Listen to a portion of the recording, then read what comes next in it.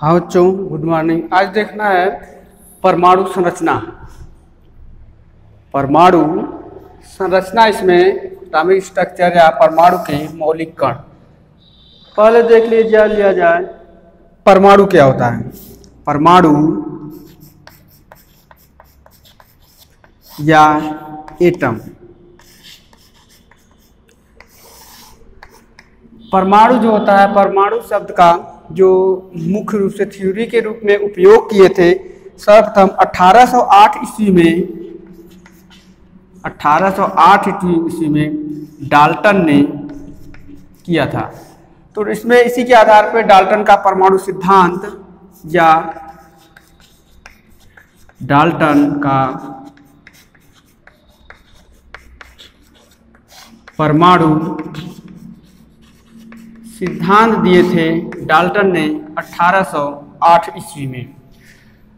और वैसे इसमें परमाणु जो होता है, मूल रूप से अगर परमाणु की देखोगे तो परमाणु स्वतंत्र अवस्था में नहीं रह सकता है और ये किसी रासायनिक अभिक्रिया में भाग लेता है।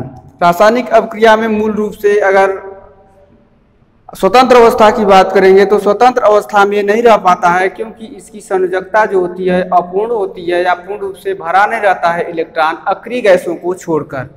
अक्रिय गैसों में क्या है कि उसका जो इलेक्ट्रॉन होता है पूर्ण रूप से भरा होता है, या वास्तव कोश जो होता है पूर्ण रूप से भरा होता है, जिसके कारण वो स्वतंत्र अवस्था में रह सकता है। बाकी परमाणु जो होता है स्वतंत्र अवस्था अन्य का परमाणु मतलब अक्रिय गैसों को छोड़कर अन्य पदार्थों का या अन्य तत्वों का परमाणु जो है स्वतंत्र अवस्था में नहीं रह पाता है, जबकि अक्रिय गैसों का रह लेता है। ये स्वतंत्र किसी भी रासायनिक अभिक्रिया में भाग लेता है सामान्य अवस्था में।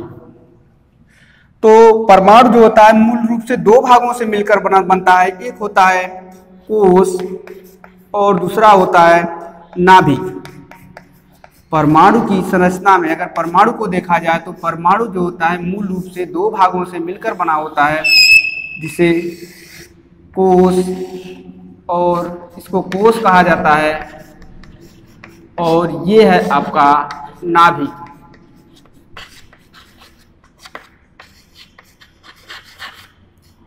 या न्यूक्लियस, इसमें न्यूट्रॉन्स मिलता है। तो परमाणु मूल रूप से ये जो होगा आपका धनावेश ऋणावेशित भाग होता है या नेगेटिव चार्जेबल होता है, और ये होता है आपका पॉजिटिव होता है। इसमें प्रोटॉन्स और न्यूट्रॉन्स मिलता है और इसमें इलेक्ट्रॉन्स मिलता है। तो परमाणु का यहाँ पे देखना है मौलिक कण जो है, मौलिक मतलब कण होता है, या परमाणु के थोड़ा सा देखा गया कि परमाणु जो है वो दो भागों से मिलकर बना होता है। परमाणु में एक ऋण आवेशित भाग होता है और दूसरा धन आवेशित भाग होता है। तो जिसमें ऋण आवेशित भाग को कोश कहा जाता है और धन आवेशित भाग को नाभिक कहते हैं। तो अब इसमें अगर मौलिक कण की बात करेंगे तो परमाणु जो होता है मूल रूप से दो भागों से मिलकर बना होता है, जिसे आपका इलेक्ट्रॉन, प्रोटॉन और न्यूट्रॉन्स कहा जाता है। तो तीन परमाणु जो है या परमाणु जिन कणों से मिलकर बने होते हैं उसको परमाणु का मौलिक कण कहा जाता है। तो परमाणु के जो मौलिक कण होते हैं वो आपका इलेक्ट्रॉन्स, प्रोटॉन्स और न्यूट्रॉन्स होती हैं। तो इलेक्ट्रॉन्स, प्रोटॉन्स, न्यूट्रॉन्स जो होगा ये इनके द्वारा किसी भी परमाणु का निर्माण होता है। तो इसके मौलिक कण को देखा जाए फिर अब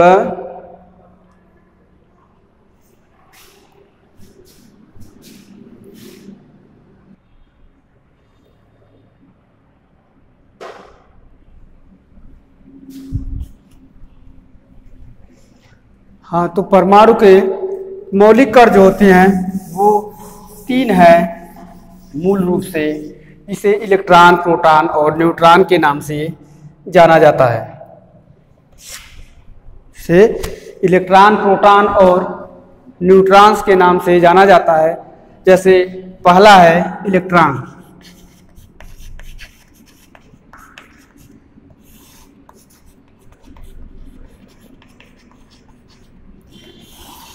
इलेक्ट्रॉन जो होता है परमाणु के या इलेक्ट्रॉन की जो खोज है या इलेक्ट्रॉन जो होता है इसकी खोज जो है जे टॉमसन ने खोजकर्ता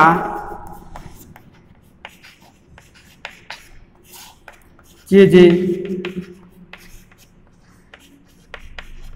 थॉमसन ने 1897 ईस्वी में किए थे। थॉमसन या थॉमसन में मिलता है, थॉमसन या थॉमसन होता है। इसको संकेत के रूप में अगर व्यक्त किया जाए तो E या E-10 या E- से इसको व्यक्त किया जाता है।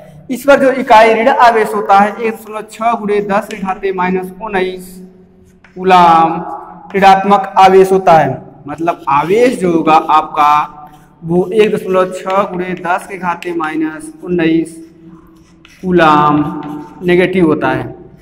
अगर इसके द्रव्यमान की बात करें अगर किलोग्राम में, तो इसका जो द्रव्यमान होता है वो आपका 9.1 × 10⁻31 kg होता है। 9.1 × 10⁻31 किलोग्राम इसका द्रव्यमान होता है। अगर इसका एटॉमिक मास यूनिट में अगर इसका द्रव्यमान AMU होता है, AMU मतलब कि एटॉमिक मास यूनिट, या इसको हिंदी में कह सकते हो परमाणु द्रव्यमान, परमाणु द्रव्यमान इकाई। AMU को अंग्रेजी में एटॉमिक मास यूनिट कहा जाता है और उसके बाद इसको कहते हैं परमाणु द्रव्यमान इकाई। तो इसका मान होता है 0.00054860 होता है। और इसमें ये जो होता है परमाणु के कोष में पाया जाता है। कोष में इलेक्ट्रॉन जो होता है वो आपका कोष में मिलेगा। इलेक्ट्रॉन परमाणु के कोष में पाया जाता है और इसकी संख्या जो होती है, इलेक्ट्रॉन की संख्या जो होती है, अगर सामान्य अवस्था में परमाणु के प्रोटॉन के बराबर होती है और एटॉमिक नंबर भी इसके बराबर होता है। अगर परमाणु के ऊपर धनात्मक ऋणात्मक आवेश नहीं है तो उस अवस्था में इलेक्ट्रॉन की संख्या, प्रोटॉन की संख्या और आपका इलेक्ट्रॉन की संख्या, प्रोटॉन की संख्या और परमाणु क्रमांक या एटॉमिक नंबर जो होता है वो आपका बराबर होता है। तो ये है इलेक्ट्रॉन। और किसी भी परमाणु में इलेक्ट्रॉन जो है परमाणु से बाहर भी जा सकता है, बाहर से अंदर भी आ सकता है। मतलब इलेक्ट्रॉन बाहर से अंदर, अंदर से बाहर जा सकता है और आ सकता है। इस प्रकार ये होता है इसका सामान्य गुण। अब इसमें देखना है प्रोटॉन, जैसे प्रोटॉन है, दूसरा है प्रोटॉन। प्रोटॉन वह परमाणु का वह मौलिक कण है जो परमाणु के नाभिक में पाया जाता है। ये इसकी खोज जो है वो रदरफोर्ड ने 1919 ईस्वी में किए थे। 1919 ईस्वी में किए थे।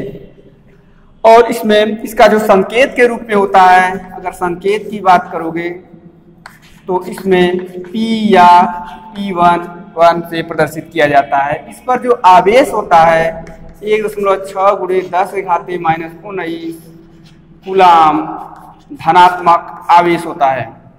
और इसका जो द्रव्यमान है किलोग्राम में, मास जो होगा वो आपका 1.672 × 10⁻⁻27 किलोग्राम इसका द्रव्यमान होता है। और अगर एटॉमिक मास यूनिट में अगर इसका द्रव्यमान देखा जाए तो 1.007276 AMU इसका द्रव्यमान होता है। ये परमाणु के मूलतः नाभिक में पाया जाता है। इस पर आवेश धनात्मक होता है। तो जो नाभिक का जो आवेश होता है वही इस जो परमाणु का प्रोटॉन का आवेश होता है वही इसमें नाभिक का आवेश हो जाता है। तो ये है मूल रूप से इसके गुण। और प्रोटॉन की जो संख्या होती है, प्रोटॉन की संख्या, इलेक्ट्रॉन की संख्या और एटॉमिक नंबर दोनों बराबर होते हैं अगर किसी परमाणु के ऊपर धन या ऋण न हो तो। जब कोई भी परमाणु अगर सामान्य अवस्था में है या धनात्मक ऋणात्मक आवेश नहीं है तो उस अवस्था में इसकी प्रोटॉन की संख्या, इलेक्ट्रॉन की संख्या और परमाणु क्रमांक जो होता है वो बराबर मिलता है। अब इसमें देखना है जैसे न्यूट्रॉन्स की संख्या और प्रोटॉन की संख्या और न्यूट्रॉन की संख्या जो होता है वो आपका परमाणु भार कहलाता है, परमाणु भार कहा जाता है। इन दोनों की संख्याओं को मिला दिया जाए तो परमाणु भार कहा जाता है। और परमाणु प्रोटॉन जो है वो न्यूक्लियस में पाया जाता है, इसलिए इसलिए न्यूक्लियन भी कहा जाता है इसको, इसकी संख्या को, या इसको न्यूक्लियन भी कहा जाता है। अब इसमें देखना है जैसे न्यूट्रॉन्स को, इस पर आवेश हो गया, आवेश धनात्मक होता है। देखो जो आवेश होता है या चार्ज जो है वो इलेक्ट्रॉन का और प्रोटॉन का बराबर होता है, बस उसमें प्रकृति विपरीत होती है। इलेक्ट्रॉन पर ऋणात्मक होता है और प्रोटॉन पर धनात्मक आवेश होता है। अगर न्यूट्रॉन्स को देखा जाए, न्यूट्रॉन्स के लिए तो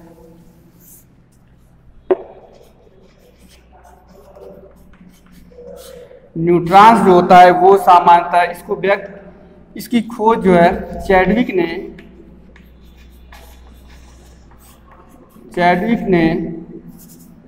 1932 ईस्वी में किया था, 1932 ईस्वी में किया था। इसको यन या N01 से प्रदर्शित किया जाता है। इस पर जो आवेश होता है, आवेश 0 या इसको उदासीन दिखाया जाता है, या मतलब इस पर आवेश नहीं होता है, तो ये उदासीन होता है। आपके तीनों मौलिक कणों में ये न्यूट्रॉन्स ऐसा कण है या ऐसा मौलिक कण है जो इस पर कोई भी आवेश नहीं पाया जाता है या यह आवेशहीन होता है। इस पर जो द्रव्यमान है या जो मास होता है इसका वो 1.67 × 10⁻⁻27 kg होता है।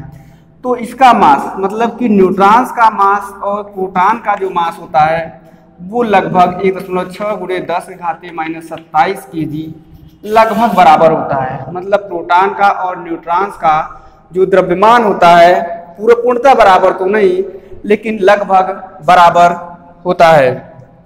और इसका एटॉमिक मास अगर इसका AMU में अगर द्रव्यमान देखा जाए तो 1.0008665 होता है। तो न्यूट्रल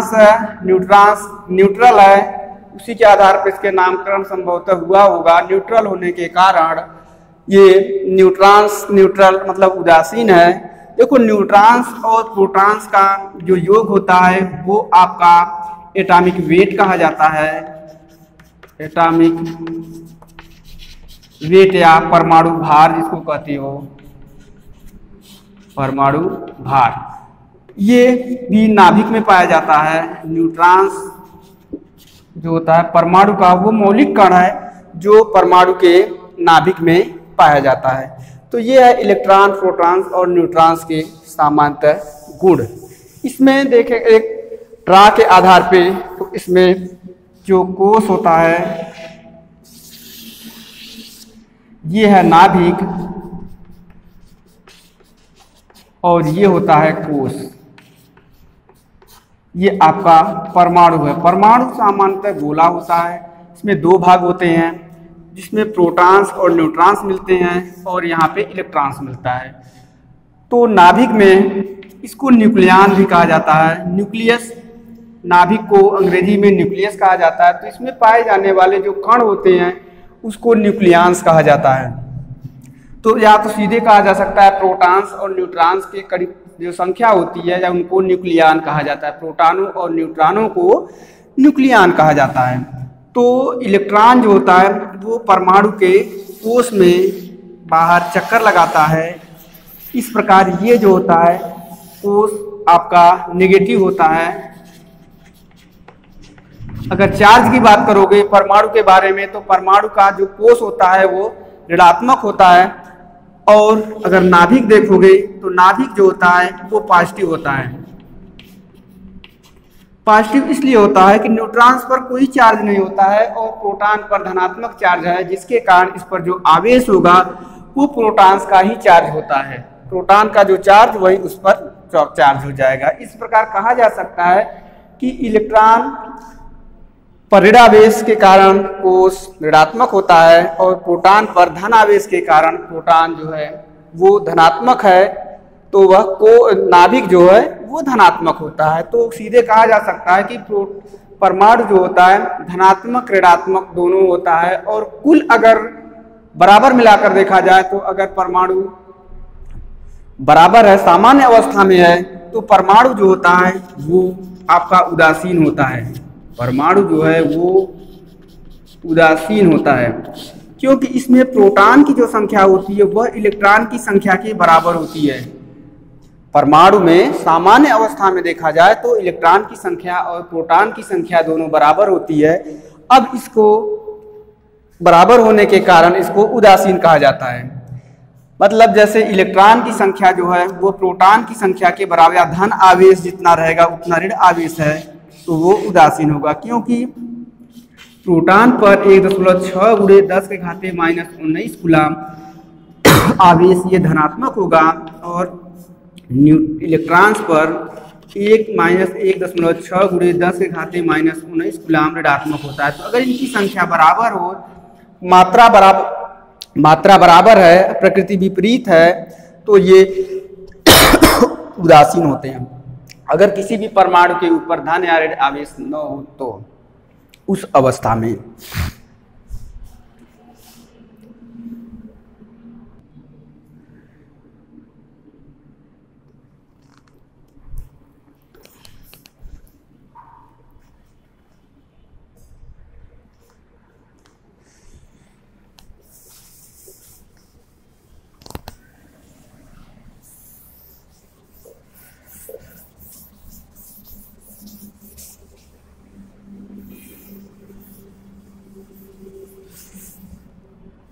तो परमाणु में इलेक्ट्रॉन, प्रोटॉन और न्यूट्रॉन को देखा गया। परमाणु जो होता है वो उदासीन होता है। परमाणु जो है वो उदासीन होता है। परमाणु उदासीन होता है। देखो किसी भी परमाणु में जब इलेक्ट्रॉन की संख्या प्रोटॉन की संख्या के अगर बराबर है, ये हो गया आपका नाभिक और ये है कोष, इसमें इलेक्ट्रॉन पाए जाएंगे, इसमें प्रोटॉन और न्यूट्रॉन्स मिलते हैं, प्रोटॉन्स और न्यूट्रॉन्स मिलते हैं। इस पर धन आवेश है।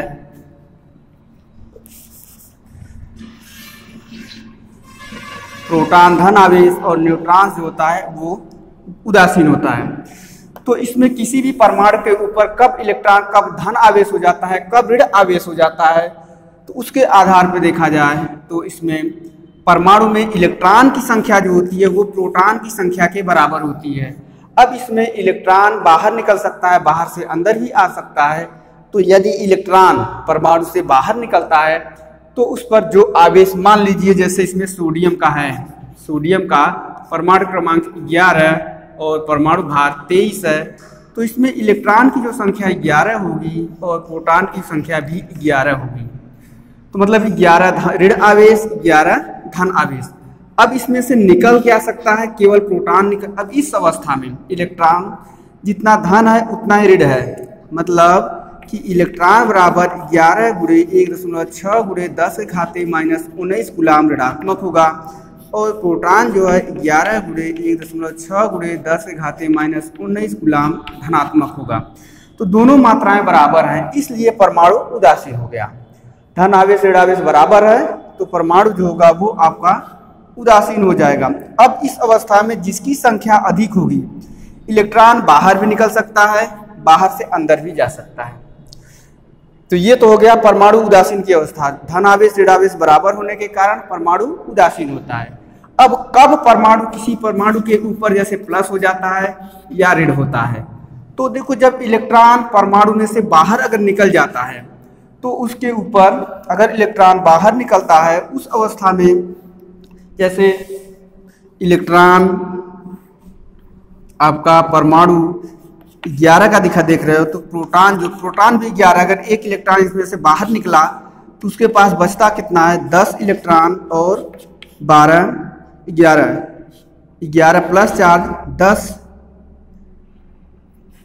ऋणात्मक आवेश। अब इसमें अगर बराबर कर तो 10 इलेक्ट्रॉन, या इसको ऐसे दिखा सकते हो कि 10 और 10 प्लस 1, तो ये 10 और इलेक्ट्रॉन और 10 ऋण आवेश और 10 धन आवेश आपस में उदासीन हो जाते हैं। उदासीन होने के बाद बचता है एक धन आवेश। इसी कारण ये अब इस अवस्था में इसके ऊपर एक धन आवेश हो जाएगा। मतलब जितना आवेश बचेगा, केवल इलेक्ट्रॉन बाहर से भीतर हो सकता है, भीतर से बाहर हो सकता है। अब इस अवस्था में जो कण बचेगा उसकी प्रकृति उस परमाणु के ऊपर व्यवस्थित हो जाती है। जैसे अब क्लोरीन है, क्लोरीन पर ऋण आवेश क्यों होगा? ऋण आवेश का कारण जो है, जैसे Cl है, Cl का इलेक्ट्रॉन जो होगा आपका 17 होगा, प्रोटॉन भी 17 होगा। तो अगर इसमें प्रोटॉन आपका 17, न्यूट्रॉन्स इलेक्ट्रॉन्स भी 17। अब इसमें अगर एक इलेक्ट्रॉन आ जाता है, अगर इलेक्ट्रॉन प्रवेश करता है एक तो इलेक्ट्रॉन की जो संख्या है 17 था पहले, प्रोटॉन की भी संख्या 17 थी। मतलब ये हो गया आपका ऋण आवेशित और ये हो गया आपका धन आवेशित। अब इसमें जब एक इलेक्ट्रॉन बढ़ जाता है तो उस अवस्था में यह 17 प्लस 1 हो जाता है और ये 17 रहता है। मतलब 17 धन आवेश और ये 17 ऋण आवेश। तो 17 धन आवेश 17 ऋण आवेश से उदासीन होगा। उदासीन के बाद बचेगा आपके पास एक ऋण आवेश। ऋण आवेश सीधा इलेक्ट्रॉन, एक इलेक्ट्रॉन एक्स्ट्रा हो जाता है तो इलेक्ट्रॉन के ऊपर जो ऋण आवेश होता है वही इसमें Cl के ऊपर ऋण आवेश हो जाता है। अर्थात इसमें जो धन आवेश ऋण आवेश उत्पन्न होता है, जिसकी संख्या उदासीन की अवस्था से अधिक होगी, या जिस कण का या जो भी कण अधिक होगा सामान्य अवस्था से, उदासीन बराबर होने के बाद जो भी कण अधिक होगा उसका आवेश जितनी संख्या में ज्यादा होगी उनका आवेश उसके ऊपर बैठ जाता है। तो इस प्रकार धन आवेश और ऋण आवेश उत्पन्न होता है। कहने का अर्थ ये है कि अगर परमाणु में इलेक्ट्रॉन अगर किसी भी परमाणु से बाहर निकलता है तो उसके ऊपर जितना इलेक्ट्रॉन बाहर होगा उसके ऊपर उतना ही धन आवेश हो जाएगा। और यदि किसी भी परमाणु से इलेक्ट्रॉन प्रवेश करता है, अगर इलेक्ट्रॉन प्रवेश कर रहा है तो उस अवस्था में उस परमाणु के ऊपर उतना ही ऋण आवेश हो जाएगा। अगर एक इलेक्ट्रॉन प्रवेश कर रहा है तो एक ऋण आवेश होगा, अगर एक इलेक्ट्रॉन बाहर निकल रहा है तो एक उस पर ऋण आवेश हो जाएगा, धन आवेश हो जाएगा। मतलब इलेक्ट्रॉन अगर बाहर निकला तो उसके ऊपर धन आवेश, इलेक्ट्रॉन अगर प्रवेश कर रहा है तो उसके ऊपर ऋण आवेश हो जाएगा। जितने इलेक्ट्रॉन उसमें प्रवेश करेंगे उससे बाहर निकलेंगे, उसी के आधार पर उसमें धन और ऋण आवेश की प्रकृति तय होती है।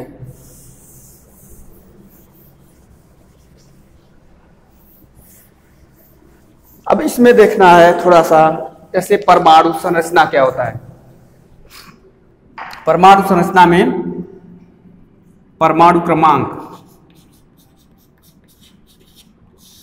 परमाणु क्रमांक या एटॉमिक नंबर, तो वो परमाणु क्रमांक जो होता है किसी भी परमाणु के क्रम को व्यवस्थित करता है या उसी से संबंधित होता है। यहाँ पे इलेक्ट्रॉन या परमाणु जो होता है आवर्त सारणी में एक क्रम को व्यवस्थित करता है, जैसे क्रमबद्ध व्यवस्थित होता है उसी से संबंधित है। तो मूल रूप से परमाणु क्रमांक किसी भी परमाणु में उपस्थित प्रोटॉनों की संख्या को, या परमाणु क्रमांक जो होता है प्रोटॉनों की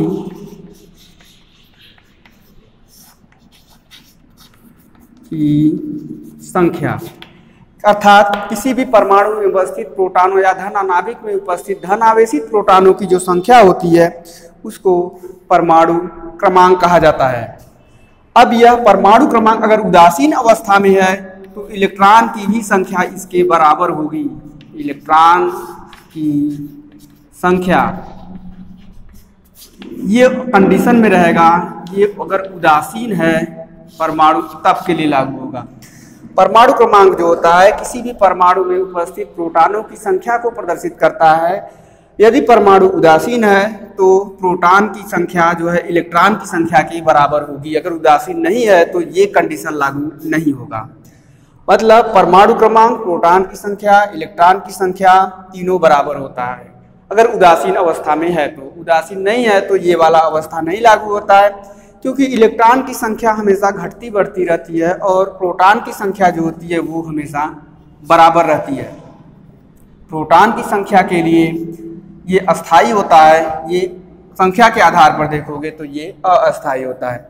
परमाणु क्रमांक जो होता है वो तत्वों का मौलिक गुण होता है, जिसके कारण इनके कण जो होते हैं, कणों की संख्या जो है उसके रासायनिक गुणों का निर्धारण करती हैं, क्योंकि इलेक्ट्रॉन के निकलने या प्रवेश करने के ही आधार पे उसके गुण बदलते हैं। निकलेगा या संयोजकता तय होती है। वास्तव में कोश में जो इलेक्ट्रॉन होते हैं उसके ऊपर संयोजकता तय होता है। संयोजकता संयोग करता है दूसरे यौगिक के साथ। तो यहाँ पे ये परमाणु क्रमांक हो गया। और अब देखना इसमें परमाणु भार या एटॉमिक वेट। देखो परमाणु का भार सामान्यतः न्यूक्लियनों की संख्या को कहा जाता है। तो परमाणु भार जो होता है किसी भी परमाणु के नाभिक में उपस्थित प्रोटॉनों और न्यूट्रॉनों की संख्या को उसका सामान्यतः परमाणु भार कहा जाता है। जैसे इसमें है इलेक्ट्रॉन, प्रोटॉन, न्यूट्रॉन, तो यहाँ पे ये और ये, या इलेक्ट्रॉन बराबर प्रोटॉन बराबर एटॉमिक नंबर, ये था। अगर उदासीन है तो ये यदि आपका परमाणु न्यूट्रल है तो ये कंडीशन लागू होगा, नहीं तो नहीं। और इसके लिए क्या है, किसी भी परमाणु में प्रोटॉन प्लस न्यूट्रॉन की संख्या, मतलब परमाणु भार जो होगा, परमाणु भार बराबर होता है प्रोटॉन की संख्या प्लस न्यूट्रॉन्स की संख्या। या अगर उदासीन है तो इलेक्ट्रॉन की संख्या, ये उदासीन अवस्था में है। ये कंडीशन तब लागू होगा कि जब उदासीन रहेगा।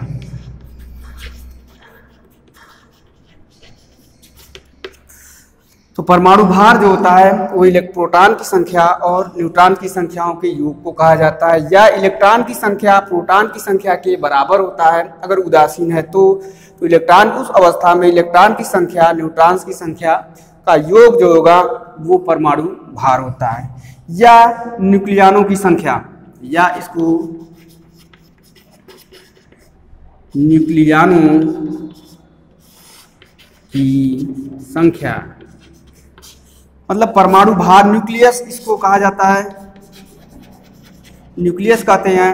तो न्यूक्लियस में जो पाए जाने वाले कण होते हैं उसको न्यूक्लियन कहते हैं। तो प्रोटॉन्स और न्यूट्रॉन्स इसमें पाए जाते हैं तो इसको न्यूक्लियन कहा जाता है। तो परमाणु भार जो होता है परिभाषा के रूप में दिखाया जाएगा तो कहोगे कि प्रोटॉन तथा न्यूट्रॉन्स की संख्याओं का जो योग होता है वो आपका परमाणु भार कहा जाता है। अब इसकी संख्या इसकी संख्या के बराबर होता है, मतलब प्रोटॉन की संख्या और प्रोटॉन और इलेक्ट्रॉन की संख्या जो होता है वो बराबर होता है उदासीन अवस्था में। तो अगर परमाणु उदासीन है तो इसकी संख्या इसके बराबर होगा। तो उसका परिभाषा दूसरी तरह दिखा सकते हो कि अगर परमाणु उदासीन है तो इलेक्ट्रॉन की संख्या और न्यूट्रॉन की संख्याओं का जो योग होगा वो आपका परमाणु भार कहा जाएगा। या न्यूक्लियनों की जो संख्या होगी, न्यूक्लियस में पाए जाने वाले पदार्थों को या कणों को न्यूक्लियन कहा जाता है। तो किसी भी परमाणु के नाभिक में पाए जाने वाले या परमाणु के न्यूक्लियनों को उसकी परमाणु भार कहा जाता है।